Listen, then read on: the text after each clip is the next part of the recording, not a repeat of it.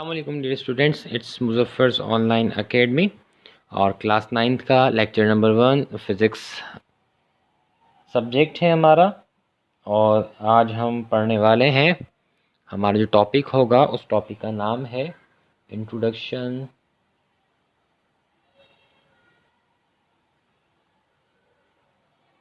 Of physics.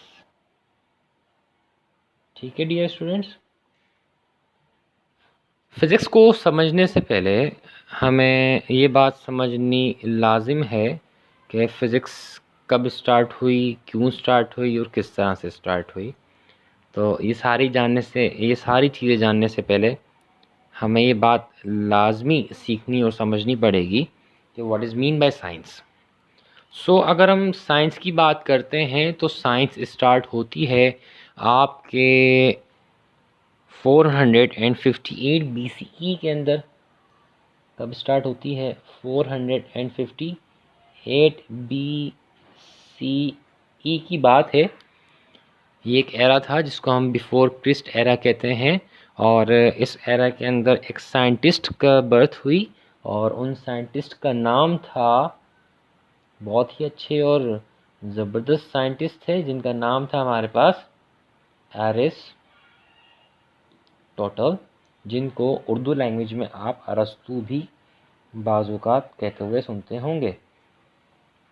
ठीक है, Aristotle एक साइंटिस्ट भी थे, फ़िलासफ़र भी थे, मैथमेटिशियंस भी थे, जियोलॉजिस्ट भी थे और इनके पास काफ़ी महारतें भी थीं। लेकिन इनकी जो स्पेशलाइजेशन थी, जिन्हें हम एक ख़ुसूसी महारत, एक ख़ुसूसी अबूर कहते हैं, वो स्पेशलाइजेशन इनकी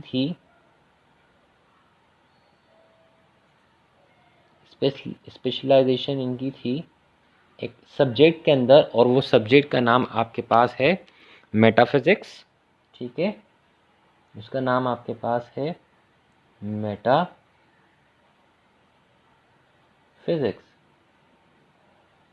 this is page number 1। Metaphysics क्या होता है? असल में ये आपके पास एक ब्रांच ऑफ फिलॉसफी है। क्या है इसके अंदर? हम क्या स्टडी करते हैं?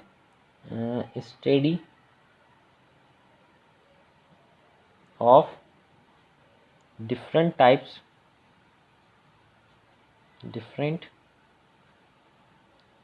फिलॉसफीज़। ये आपके MCQs में आ सकता है कि मेटाफिज़िक्स क्या है। तो बाज़ स्टूडेंट्स इसमें कंफ्यूज हो जाते हैं कि फ़िज़िक्स को देखकर वो फ़िज़िक्स पे टिक लगाते हैं कि this is the branch of physics, but ensure that it is not a branch of physics, it is a branch of philosophy. और इस ब्रांच के अंदर हम study of different types of philosophies of different scientist को ही discuss करते हैं। Dear students, इस सब को सुनने के बाद एरिस्टोटल ने कहाँ से अपनी शुरुआत स्टार्ट की? तो ये जो शुरुआत हुई है, साइंस की जो बर्थ हुई है, ये सिर्फ़ एक अल्फाज से हुई है, और वो एक अल्फाज आपके सामने अब मैं लिखने जा रहा हूँ। वो एक अल्फाज आपके सामने है ऑब्जर्वेशन।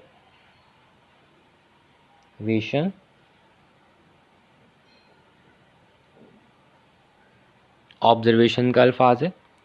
ऑब्जर्वेशन एक ऐसा तरीका है जिससे बहुत सारी ब्रांचेस का आगाज़ हुआ, बहुत सारी इन्वेंशन स्टार्ट हुई, बहुत सारी डिस्कवरीज स्टार्ट हुई। इन्होंने ऑब्ज़र्व क्या क्या करना स्टार्ट किया, आइए हम वो सारी चीज़ें देखते चलते हैं। इनकी जो ऑब्ज़र्वेशन थी, वो ऑब्ज़र्वेशन कुछ चीज़ों के ऊपर बेस करती थी, और उस ऑब्ज़र्वेशन से इन्होंने बहुत सारे सवालों के जवाबात दिए। और वो ऑब्ज़र्वेशन किस तरह की थी, जैसे कि मैं आपके सामने लिखता चलूँ कि इनकी जो ऑब्ज़र्वेशन थी,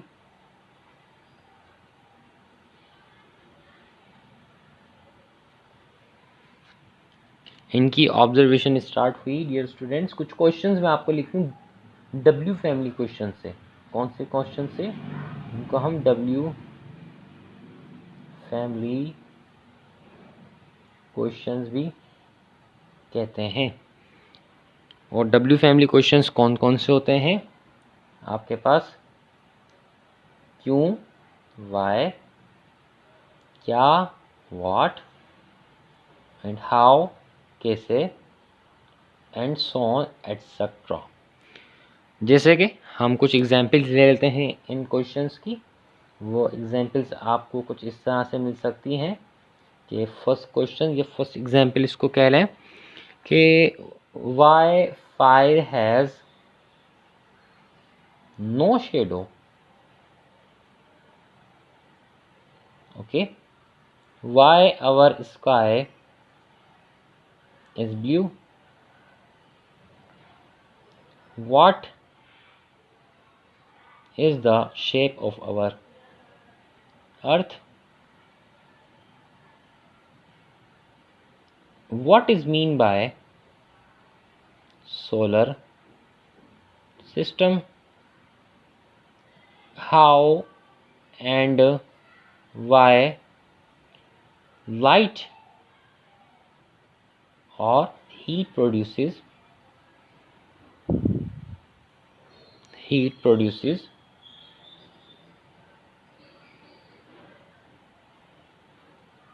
in sun।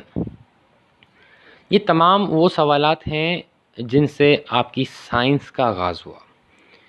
And these questions are known as W family questions के हमारे पास आग का शेडो क्यों नहीं होता, स्काई ब्लू क्यों है, at the sunrise and at the sunset why it is become orange and red, what is the shape of our earth, what is mean by solar system, how and why light and heat produces in sun.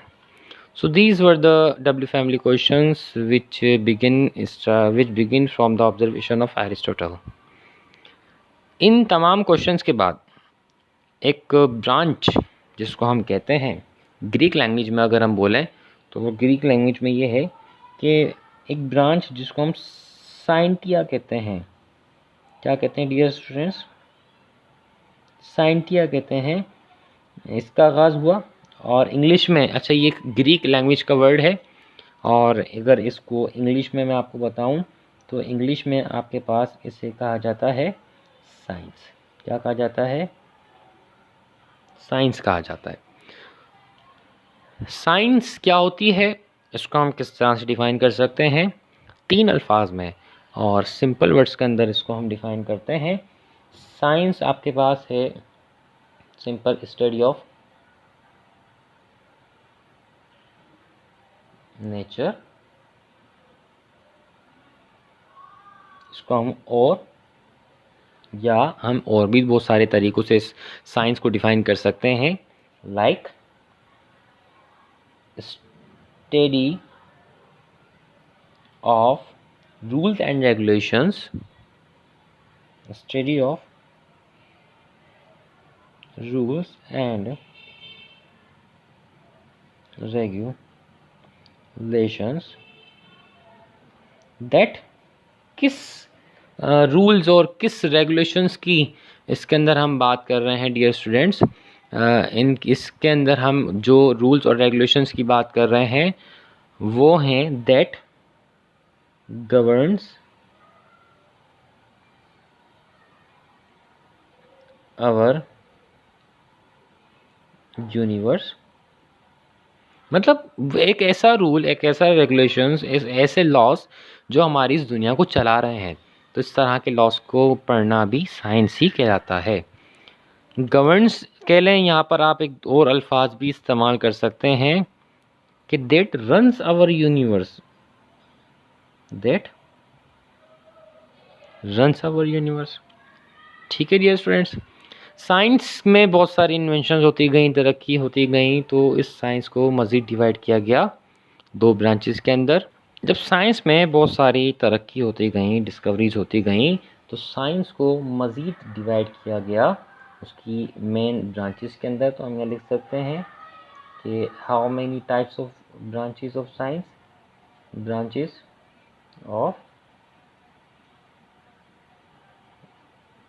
Science. ठीक है, branches of science कौन कौन सी थी? सबसे पहले हम बात कर लेते हैं, the first one is physical science. ठीक है,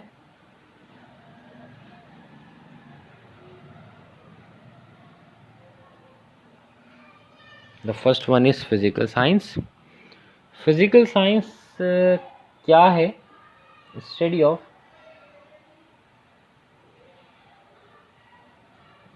ऑफ नॉन लिविंग थिंग्स। अब वो किस तरह के नॉन लिविंग थिंग्स हैं और हम इसमें किस तरह से स्टडी करते हैं डियर स्टूडेंट्स, इसको हम आगे जाके मज़ीद डिस्कस करेंगे। Study of non living things is known as physical science.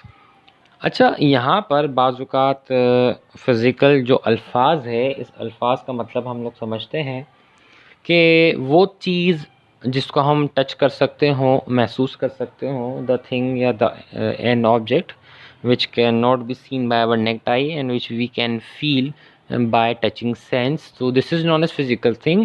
लेकिन साइंस के अंदर और फिज़िक्स के अंदर ऐसा कुछ नहीं होता है, बल्कि जो एक फ़िज़िकल वर्ड है, जो फ़िज़िकल अल्फाज है, यहाँ हम इसको भी डिवाइन करते चलते हैं। जो आपके पास फ़िज़िकल अल्फाज है, ठीक है, इसका मतलब होता है those objects which can B mayor, those things के लिए, those things which can B mayor.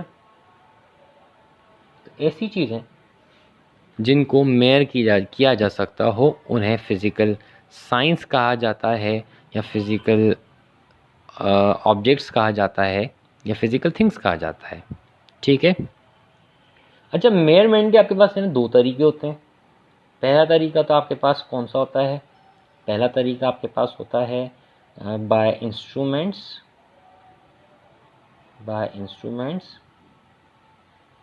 और दूसरा तरीका आपके पास होता है बाय फार्मूलाज, कि आप या तो फार्मूलाज से मेयर कर लें या फिर आप इंस्ट्रूमेंट से मेयर कर लें। अब फार्मूला से क्या मतलब, फार्मूला से मेयर कर लें और इंस्ट्रूमेंट से मेयर कर लें सर? तो इसका मतलब ये है, जैसे कि हम फोर्स को पढ़ते हैं और आगे जाके मज़ीद इंशाल्लाह उसको डिस्कस करेंगे, कि आप फोर्स को जो पढ़ते हैं तो फोर्स को आप मेयर करते हैं न्यूटन सेकंड लॉ के फार्मूले से, जो आपके पास F=ma है। इसी तरह से जब आपने अगर किसी लिक्विड के वॉल्यूम को मेयर करना है, किसको मेयर करना है, आपने वॉल्यूम को मेयर करना है, तो आप एक फ्लास्क ले लेते हैं और इस फ्लास्क से आप उस लिक्विड के वॉल्यूम को मेयर कर सकते हैं। So this is the way through instruments and this is the way through formulas. मज़ीद ब्रांचेस इसके अंदर आई और उसमें से एक आती है physical science, and the second one is biological science।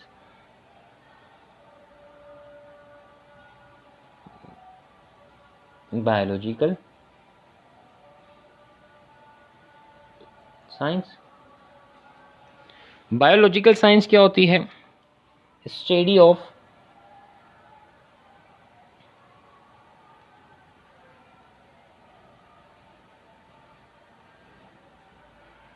Living things,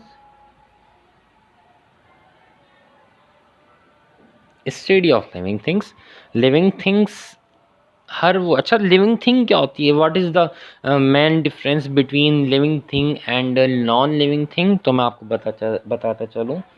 ऐसी चीज़ें, the living things, those objects या those things which can grow, this is the major difference between living thing and non living thing. वो चीज़ें जो grow कर सकती हैं उसे लिविंग थिंग कहा जाता है, जो नहीं कर सकती उन्हें नॉन लिविंग थिंग कहा जाता है। दो तरह की चीज़ें इस दुनिया, इस यूनिवर्स में ग्रो कर सकती हैं, एक प्लांट्स होते हैं, दूसरे एनिमल्स होते हैं। तो इसी बेसिस के ऊपर नॉन लिविंग थिंग मीन्स के बायोलॉजिकल साइंस को डिवाइड किया गया दो ब्रांचेस के अंदर, और पहली ब्रांच हमारे पास आ जाती है, the first one is zoology. देखें यहाँ पर जो जू है इसका मतलब होता है, ये ग्रीक वर्ड है। जू का मतलब होता है एनिमल्स, और लॉजी का मतलब होता है स्टडी। तो डियर स्टूडेंट्स, आपको बात समझ में आ गई होगी कि what we learn in zoology, the study of animals, their characteristics, their properties, their structures, their habits, their nature is known as zoology. We have, dear students, zoology की बात एक बहुत ही इंटरेस्टिंग ब्रांच जिसको हम बॉटनी कहते हैं, और ये जो बॉटनी है इसके अंदर हम स्टडी ऑफ प्लांट्स को डिस्कस करते हैं। ठीक है, अगर हम बात करते हैं सब ब्रांचेस ऑफ फिज़िकल साइंसेस की, तो सब ब्रांचेस ऑफ फिज़िकल साइंसेस को मतलब फिज़िकल साइंसेस को मज़ीद डिवाइड किया गया बहुत सारे ब्रांचेस के अंदर, तो इसलिए हम इसको सब ब्रांचेस ऑफ फिज़िक्स कहते हैं। जैसे कि physics, chemistry, mathematics, geology, geography, और हमारा जो मेन टॉपिक है, जो मेन सब्जेक्ट है वो फ़िज़िक्स है। फ़िज़िक्स को उर्दू में तिबियात कहा जाता है, और तिबियात एक तबीयत अल्फाज का से लिया गया है। तिबियात जमा है तबीयत अल्फाज की। तबीयत का मतलब होता है नेचर। ठीक है, किसी भी चीज़ की नेचर, नेचर का मतलब कुदरत नहीं है यहाँ पे। नेचर का मतलब ये है कि उसकी बिहेवियर, उसकी नेचर, उसकी कैरेक्टरिस्टिक्स। फिज़िक्स एक ग्रीक वर्ड का लेटर है जो फिजिकोस से ड्राइव किया गया है, और इसका मतलब होता है नेचर। सो इसीलिए हम फिज़िक्स को डिफ़ाइन कर सकते हैं 3 अल्फाज में बासानी, स्टडी ऑफ नेचर। या देखें, मैं इसमें जो एक डेफिनेशंस हमारी बुक्स के अंदर दी जाती है, वो डेफिनेशंस कौन सी है? वो डेफिनेशन दी जाती है कि study of matter and energy and interaction between them. So हम किस तरह से फिज़िक्स में मैटर और एनर्जी के इंटरेक्शन को डिस्कस करते हैं, और यहाँ पर अल्फाज इंटरेक्शन का मतलब क्या है। आइए अब हम इसको समझने की कोशिश करते हैं। डियर स्टूडेंट्स, अब हम डिस्कस करने जा रहे हैं कि यहाँ पर अल्फाज इंटरेक्शन का मतलब क्या है। आइए अब हम उसको डिस्कस कर लेते हैं। यहाँ पर जो अल्फाज लिखा हुआ है इंटर एक्शन, इसको हम एक बड़ी ही खूबसूरत अंदाज में समझने की कोशिश करते हैं।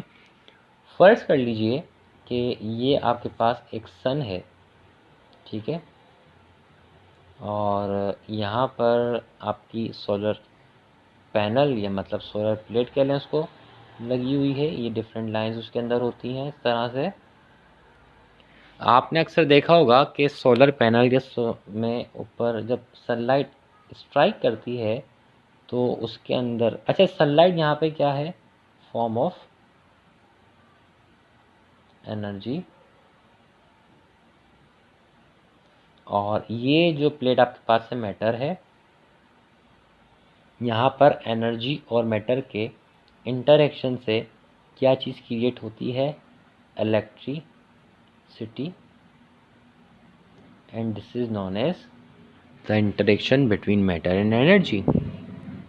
ठीक है, फिज़िक्स में मज़ीद तरक्कियाँ होती गईं, मज़ीद डिस्कवरीज होती गईं, इन्वेंशंस होती गईं, तो फिज़िक्स को डिवाइड कर दिया गया सब ब्रांचेस ऑफ फिज़िक्स, या मेन ब्रांचेस ऑफ फिज़िक्स आप इसको कह सकते हैं। Main branches of physics. Main branches physics की कौन कौन सी हैं डियर स्टूडेंट्स? आइए अब हम इसको डिस्कस कर लेते हैं। देखें, पहली ब्रांच हमारे पास है classical physics.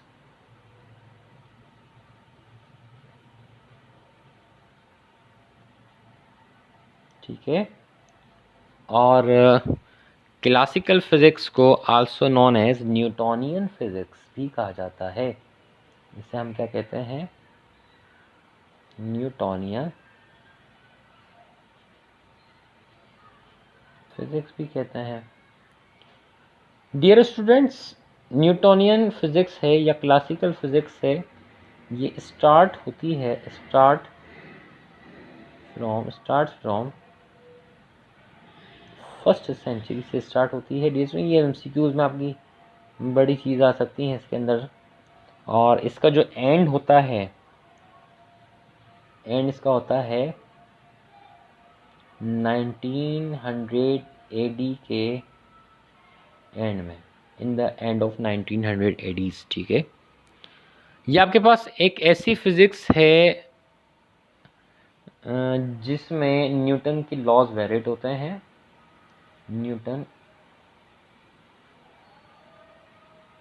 Laws are valid here. ठीक है, न्यूटन्स के लॉज वैलिड होते हैं। डियर स्टूडेंट्स, इसमें हम स्टडी क्या करते हैं, तो इसकी हम डेफिनेशन लिख लेते हैं। इसकी जो डेफिनेशन है वो ये है कि स्टडी ऑफ मोशंस ऑफ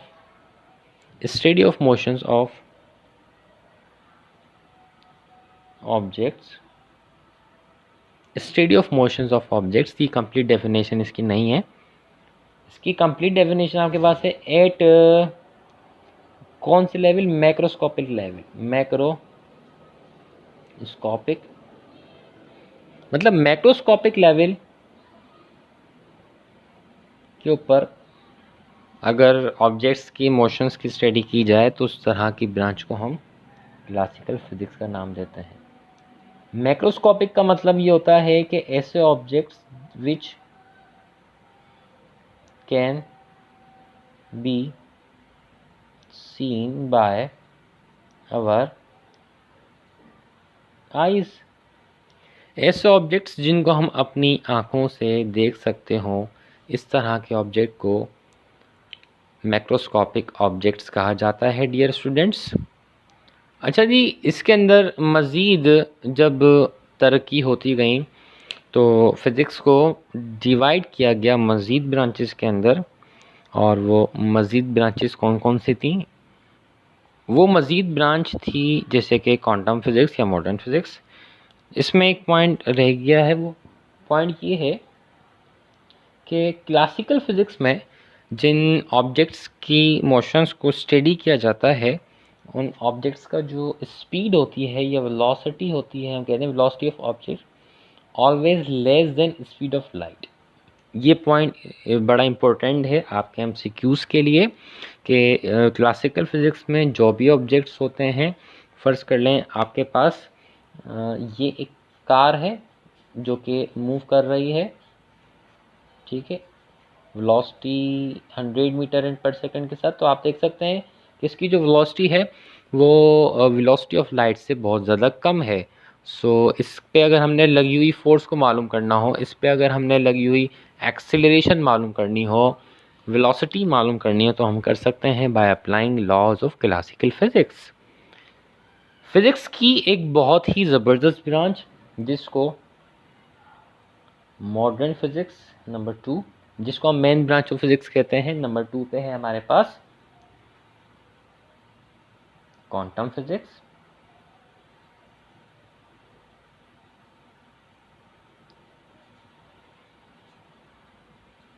या ठीक है, क्वांटम फिज़िक्स भी है। क्वांटम फिज़िक्स क्या होती है डियर स्टूडेंट्स? क्वांटम फिज़िक्स आपके पास ब्रांच ऑफ फिज़िक्स है, branch of physics in which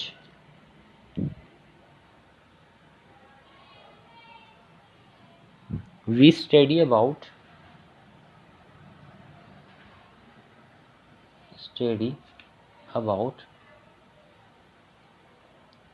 objects, in which we study about motion of objects, but at अच्छा इसके अंदर सिर्फ फ़र्क ये है कि ये माइक्रोस्कोपिक लेवल की बात करते हैं हमसे, microscopic level.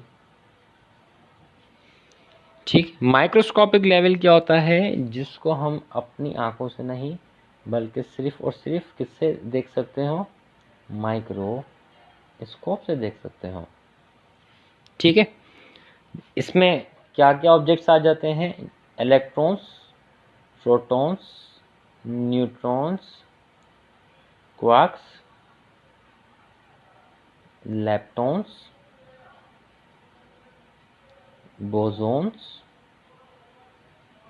and etc etc. These are the fundamental and elementary particles which cannot be seen by our naked eye. So these type of objects are studied in the quantum or modern physics. These this branch is also known as modern physics. इसे हम modern physics का नाम भी देते हैं इस branch को, ठीक है। इसके जो फाउंडर हैं, मैंने आपसे मिस कर दिया है, वो ये मिस कर दिया कि क्लासिकल फिज़िक्स के जो फाउंडर हैं वो आइजैक न्यूटन है, आइजैक न्यूटन, ठीक है। और क्वांटम फिज़िक्स या मॉडर्न फिज़िक्स के जो फाउंडर हैं वो हैं आपके पास आइंस्टाइन। स्टूडेंट्स, जो क्वांटम फिज़िक्स या मॉडर्न फिज़िक्स के फाउंडर हैं वो आइंस्टाइन हैं, और इसमें हम माइक्रोस्कोपिक लेवल्स की ऑब्जेक्ट्स की स्टडी करते हैं। अच्छा जी, इसके जो आपके पास स्टूडेंट्स ये जो फिज़िक्स स्टार्ट होती है, इसकी जो हम अगर स्टार्टिंग की बात करें तो इसकी स्टार्टिंग हमारे पास होती है 1900 AD के एंड से, और ये अभी तक हमारे पास चल रही है, तो हम यहाँ लिख सकते हैं कि टिल नाउ, ठीक है। अच्छा जी, इसमें जो वेलोसिटी ऑफ ऑब्जेक्ट्स होती है वो approximately equal to speed of light होती है। मज़ीद हम इस ब्रांच को डिस्कस करेंगे इंटर चैप्टर नंबर 17 के अंदर। शुक्रिया, अपना ख्याल रखिएगा। So this was the brief introduction of physics. अल्लाह हाफिज़, टेक केयर।